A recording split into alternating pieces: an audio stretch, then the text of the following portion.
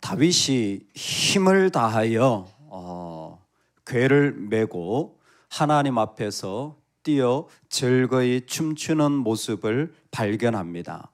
이때에 우리에게 중요한 것은 다윗이 힘을 다하고 있다라는 것입니다. 정말 죽을 만큼 애써보고 힘쓰고 있고 미친 사람처럼 달려가고 있다라는 것입니다. 그게 다윗에게는 법궤 앞에서 춤추는 자리였습니다. 여러분, 우리가 힘을 다하는, 정말 내 에너지를 다 쏟아서 살아가는 자리가 어디일까요? 요즘 연예인이 자기 매니저에게 갑질을 하여서 이런 일이 있어서 방송에 더 나오지 못한다, 이런 기사가 나오는데 거기에 이런 말이 나오더라고요. 금융치료가 최고다. 여러분, 이런 말 들어보셨어요? 금융치료가 최고다. 돈 많이 주면 된다는 거예요. 어떻게 보면 돈을 우습게 여기지 마십시오. 사실 돈이 좀 더 많아지면 우리는 진짜 죽을 만큼 그곳에 힘을 쓰는 사람들이기 때문에 그렇습니다. 그리고 돈을 받는다면 그만큼 애를 써야 되는 거예요. 대충 받으면 그거 죄 짓는 거예요. 그거 대충 내가 얻으려고 하면 그거 죄 짓는 거예요. 힘쓰지 않고 얻는 길은 전부 죄의 길입니다. 이 땅에 하나님이 주신 일과 노동은 참으로 아름다운 것이에요. 여러분, 그런데 우리에게 재물이 나쁜 것이 아니라 그것을 위하여 애를 쓰는 것이 감사한 삶임에도 불구하고 하나님이 우리에게 정말 힘을 다하도록 부르신 자리는 그 자리만 있는 게 아니라는 거죠. 바로 하나님 앞에서의 자리입니다. 여러분, 어느 쪽이 우리한테 현실적입니까? 주님의 이름이 있으면 나한테 기쁨이 있고 애를 다 씁니까? 아니면 정말 조금 더 많이 벌 수 있다면 그곳이 나한테 기쁨이 되어지고 내가 더 애를 많이 쓰는 자리가 되어집니까? 이건 우리가 섬기고 살아가는 자리에 실제로 이루어지는 모습입니다. 다윗이 힘을 다하여라는 이 말씀이 저한테는 정말 중요하게 다가오는 시금석이 되어집니다. 정말 하나님을 기뻐하는 공동체, 정말 하나님을 좋아서 사랑해서 거기에 하나님 앞에 온 에너지를 쓰는 사람들이 이 시대에 얼마나 있을까? 너무너무 궁금하고 너무너무 도전이 되는 말씀이에요. 과연 하나님 때문에 애를 쓰는 자가 얼마나 있을까? 왜 제가 이렇게 얘기를 하냐면 심지어 교회 리더들도 이렇게 얘기하시는 걸 들었기 때문입니다. 목사님, 사역자들 빡세게 굴려야 됩니다. 그래야 전도도 하고 부흥도 합니다. 아니, 그 사람들이 예수님 닮아가야지 왜 빡세게 굴려야 됩니까? 아유, 뭐 예수님 닮아갑니까? 돈 많이 주면 열심히 하고 교회는 성장합니다. 여러분, 세상에 이런 말들이 공공연하게 이루어지는 시대가 지금이고, 교회만 크면, 사람만 많으면, 프로그램만 좋으면 다 오케이예요. 돈만 많이 헌금하면 얼마든지 교회에 힘을 행사할 수 있어요. 여러분, 그런데 정말 하나님 때문에, 주님이 좋아서, 그 주님 때문에 힘을 다하는 교회도 있어야 되지 않을까요? 정말 주님이 좋아서 내 모든 것을 다 내려놓을 만한 자리가 이 시대에 있어야 되지 않을까요? 우사의 죽음으로 실패했던 자리입니다. 정말 우스꽝스럽게 제일 앞에서 가장 많은 악기와 연주를 했던 다윗이 이게 아니잖아 라는 말씀과 정반대되는 장면에 서 있던 사람입니다. 그랬던 사람이 이제는 직접 연주하는 정도가 아니라 자신이 춤을 추며 나아갑니다. 춤을 추며 나아가는 것은 그가 다시 한번 말씀의 규례에 따라 준비하였다라는 것이고, 그가 춤을 춘다라는 것은 성령으로 말미암아 규례에 얽매이는 것이 아니라 그 규례로 말미암아 성령으로 자유하는 모습이 그가 춤을 추고 있는 모습입니다. 즉 춤을 추고 있다라는 것은 그에게 규례가 있고 성령이 있다라는 것입니다. 그는 지금 하나님 앞에서 오직 한 분 하나님으로 말미암아 온 힘과 온 정성을 다하여 하나님을 예배하고 기뻐하는 모습을 보여주고 있습니다. 이 모습이 잘 보여지지 않는다면 힘을 다하지 않는 모습을 한번 보십시오. 힘을 다하지 않는 모습으로 등장한 사람이 사울의 딸 미갈입니다. 사울의 딸 미갈이 창으로 내려보다가 다윗 왕이 여호와 앞에서 뛰놀며 춤추는 것을 보고 심중에 그를 업신 여기니라. 힘을 다하지 않은 모습이 사울의 딸 미갈입니다. 이미 결정이 됐습니다. 이 사람은 힘을 다하지 않는 자예요, 하나님께. 왜요? 사울의 딸 미갈이기 때문에 그래요. 미갈은 지금 누구냐면 다윗의 아내입니다. 근데 성경은 사울의 딸이라고 얘기를 해요. 왜 그럴까요? 이 여인은 사울의 시선으로 장착한 여인이에요. 놀랍죠? 다윗의 아내인데 친정 아버지 관점으로 살아가는 사람이에요. 지금 자신 남편은 하나님 앞에 춤을 추는데 이 여인은 자신의 생각에 안경을 끼고 바라보고 있는 거예요. 그래서 사울의 딸 미갈입니다. 왜 사울의 관점이 중요합니까? 사울은 누구의 어떤 삶에 어떤 모습에 있든지 그는 언제나 중요한 게 내 왕권이었습니다. 하나님이 다윗을 세워도 내 왕권이 중요했던 거예요. 그래서 이 법궤가 기랏 여아림에 20년 동안 방치되었고 방관자적으로 바라보았는데 놀랍게 그 딸도 창에서 방관자적으로 그 법궤가 오는 그 다윗을 바라보고 똑같이 행동하고 있는 것입니다. 놀라운 것은 사울의 관점이 준 내 사역, 내 왕권, 내 자리가 중요해지자 하나님의 왕권은 중요하지 않습니다. 그러면 마음에 업신여기니라. 심중에 그를 업신여기니라. 방관자, 방치, 즉 그 행렬에 참여하지 않은 자의 무서운 결과가 뭐냐면 심중에 업신여기기 시작하는 거예요. 예배의 중심으로 내려오지 않은 자, 지금은 안 드러나요. 그런데 예배 드리지 않고 딴짓을 하고 있는 사람의 결론은 마음에 업신여김이 점점 많아지는 거예요. 공동체의 기쁨에 몸을 던지지 않은 자의 결말은 업신여기는 것이 많아지는 거예요.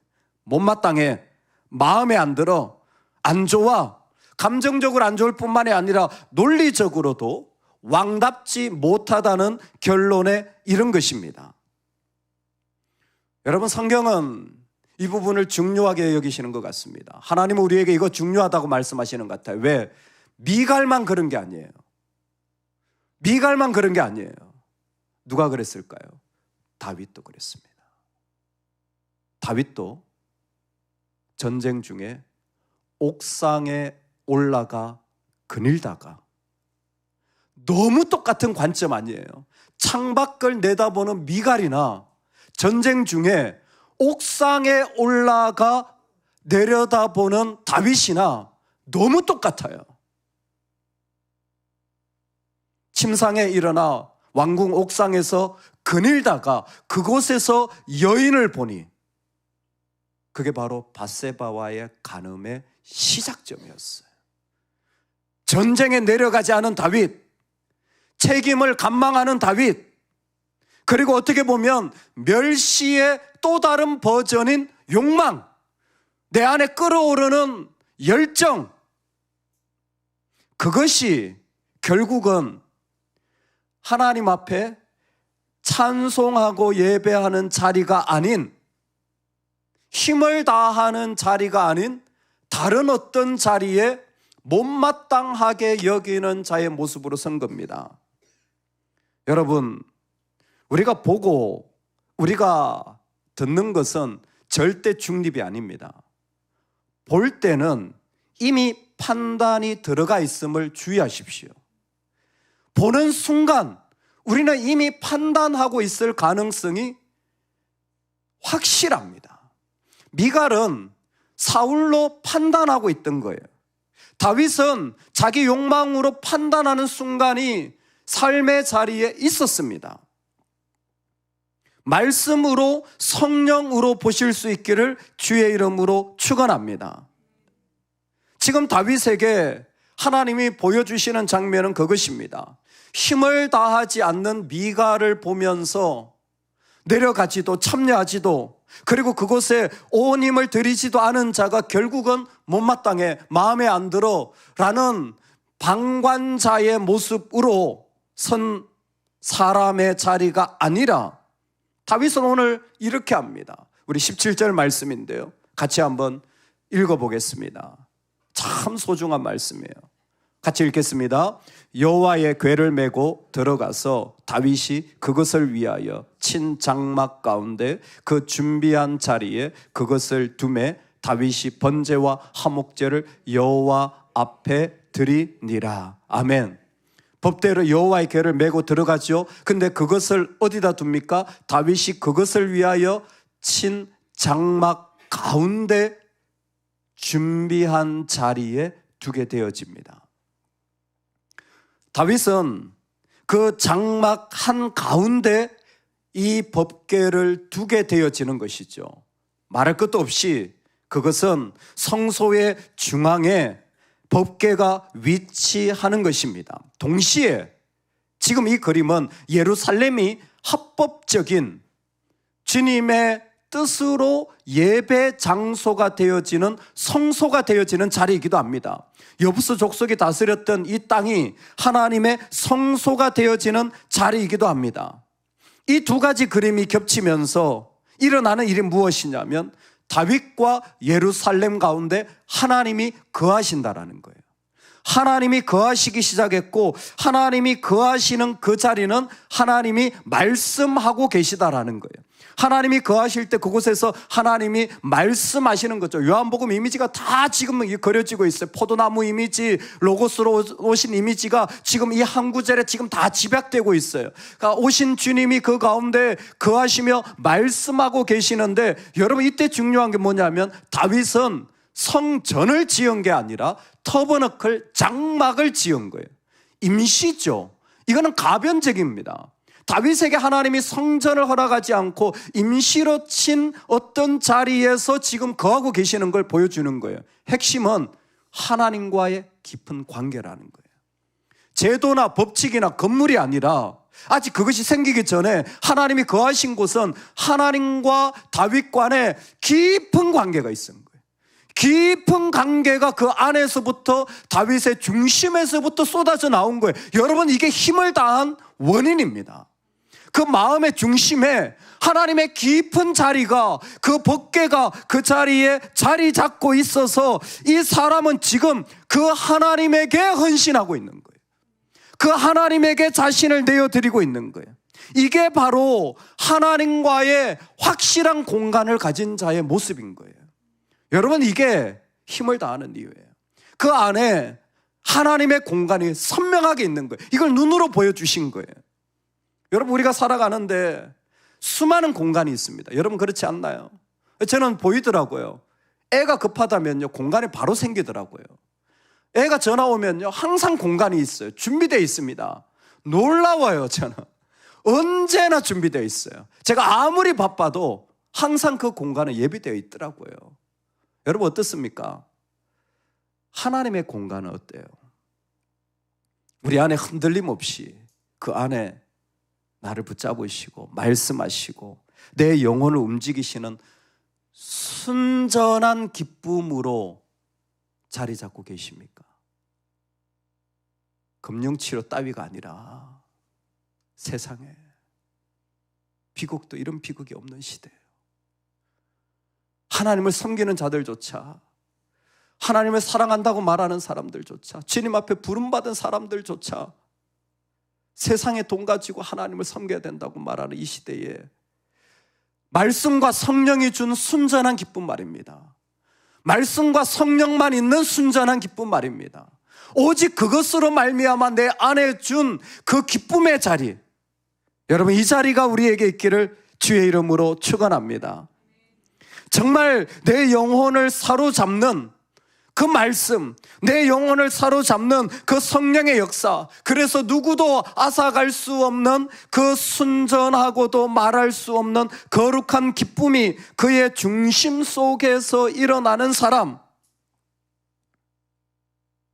다윗과 온 이스라엘 족속이 즐거이 환호하며 그렇게 시작된 법궤의 행진은 번제와 화목제를 드리는 것으로 이어집니다.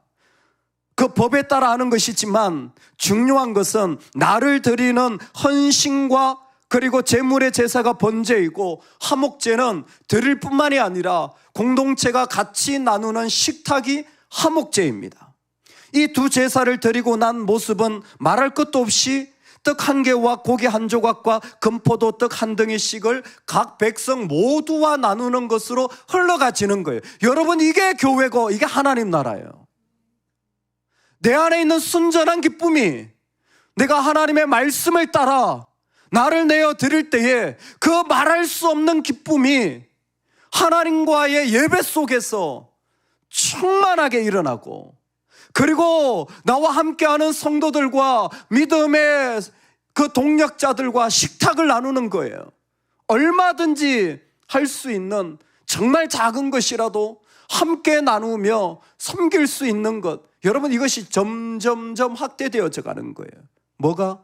내 안에 있는 하나님의 공간, 그 기쁨의 공간, 그것이 나누어질 때 이 땅에 하나님 나라 이루어지는 거예요. 예루살렘이 도시가 아니라 이 사람들이 하나님의 선한 사람들로 세워질 때 진정한 주님의 땅이 되어지는 거예요. 여러분, 오늘 우리에게 인생 최고의 순간이 있다면 이거 바라보는 거예요. 그 사람에게 죄가 있고 허물이 있고 아픔이 있어요. 이 땅에 어둠이 있고 정말 더러운 게 가득해요. 근데 못마땅해 할 수도 있습니다. 우리가 힘을 써야 될 자리는 그게 아니에요. 내려가서 내가 춤을 추며 그 예배의 자리에서 누구보다 깊이 환호하고 즐거워하고 그 예배의 자리에서 뛰어놀듯이 하나님 앞에 달려가는 사람, 여러분 그 한 사람이 그 예배의 순전한 기쁨을 가지고 있는 자가 이 세상에 하나님 나라를 세워가는 거예요. 여러분 예배 잘 드리세요. 딴짓하지 마세요. 여러분 예배를 드리길 힘쓰십시오. 예배를 세워가십시오. 이게 만약에 율법이 된다면 신앙생활 잘못하고 계신 거예요.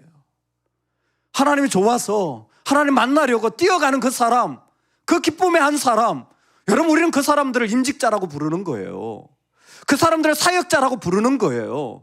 그래서 하나님이 교회에 그런 사람들을 세우는 거예요. 하나님 기뻐하는 사람들 보라고. 세상에 돈 때문에 하는 사람들 많지만, 세상에 자기 이유 때문에 하는 사람들 많지만, 자기 응답 받으려고 하는 사람들 많지만, 교회 봐라. 교회는 하나님 좋아서 기뻐하는 사람들이 있다. 하나님 좋아서 그 자리에 나아가려고 하는 사람들이 있다. 그 사람들이 바로 이곳에 있다.